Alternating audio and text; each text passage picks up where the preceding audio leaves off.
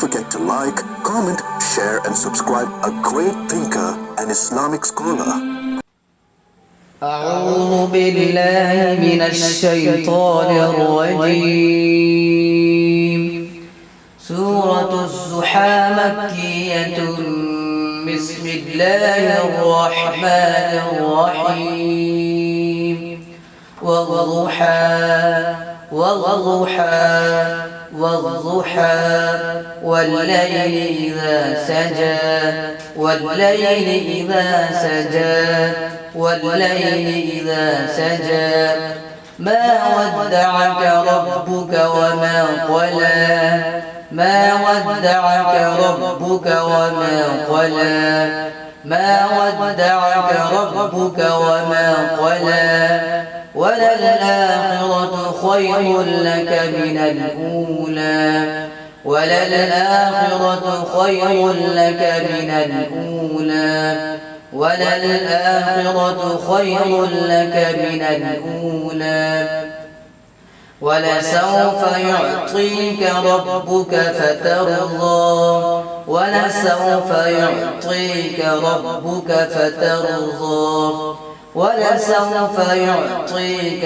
ربك فترضى ألم يجدك يتيما فآوى ألم يجدك يتيما فآوى ألم يجدك يتيما فآوى ووجدك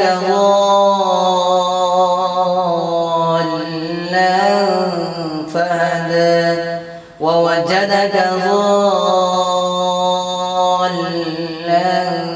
فهدى ووجدك عائلا فأغنى ووجدك عائلا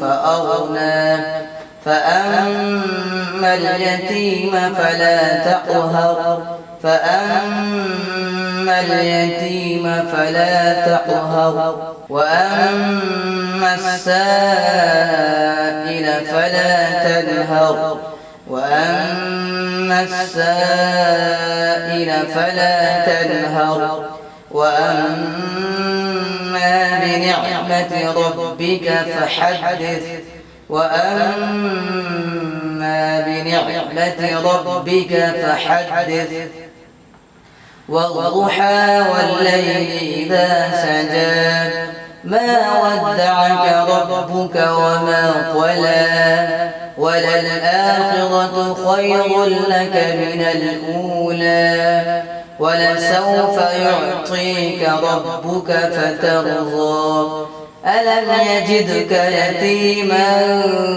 فآوى ووجدك ضالا فهدى ووجدك عائلا فأغنى فأما اليتيم فلا تقهر وأما السائل فلا تنهر وأما بنعمة ربك فحدث लय में क्या होगा? आप तख्ते नंबर 5 के अंदर पढ़ चुके हैं कि हुरूफ लीन 2 हैं या तो या साकिन से पहले जेर हो उसे क्या कहते हैं? या साकिन से पहले अगर ज़बर हो तो उसे क्या कहते हैं? या रा पूर हो गया। अब तख्ती नंबर 14 के अंदर पढ़ चुके हैं कि रा पर ज़बर या पेश हो तो रा पूर होगी। यहाँ रा पर ज़बर आ रहा है इसलिए यहाँ रा पूर करके पढ़ेंगे। खैरुल यहाँ क्या हो? इदाम नाक़िस।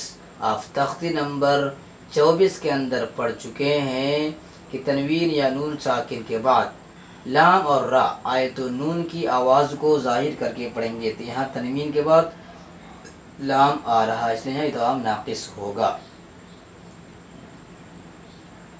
या मद्दा तख्ती नंबर 4 के अंदर पढ़ चुके हैं कि या साकिन से पहले जेर उसे या मद्दा कहते हैं। या मद्दा थोड़ा खींचकर पढ़ना चाहिए।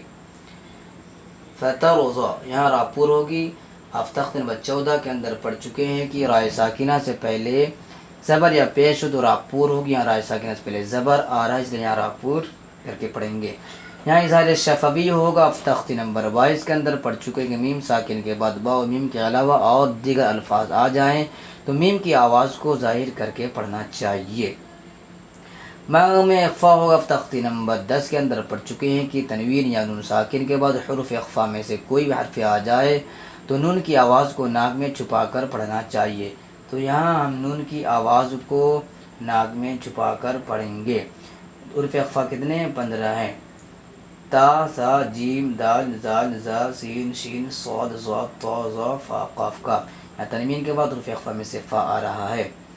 یہاں مد لازم ہوگا، اب تختی نمبر 19 کے اندر پڑھ چکے ہیں حروف مدہ کے بعد والے حرف پر اگر جزم یا تشدید ہو تو مد لازم ہوگا۔ حروف مدہ کے بعد والے حرف پر تشدید آ رہا ہے، اس لیے مد لازم ہوگا۔ مد لازم کو 5 الف کے برابر کھینچ کر پڑھیں گے۔ یہاں مد متصل ہوگا، اب تختی نمبر 19 کے اندر پڑھ چکے ہیں حروف مدہ کے بعد اگر حمزہ اسی کلمے میں ہو تو مد متصل ہوگا۔ مد متصل کو 3 الف کے برابر کھینچ کر پڑھنا چاہیے۔ یہاں غنہ ہوگا، اب تختی نمبر 13 کے اندر پڑھ چکے ہیں کہ نون یا میم پر تشدید ہو تو غنہ ہوگا۔ غنہ کسے کہتے ہیں؟ نون کی آواز کو ناک میں روک کر پڑھنے غنہ کہتے ہیں۔ تو یہاں غنہ ہوگا،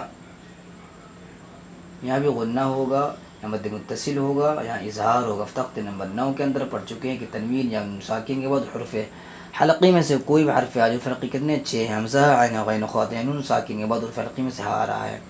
یہاں غنہ ہوگا، یہاں را پور ہوگی۔ صدق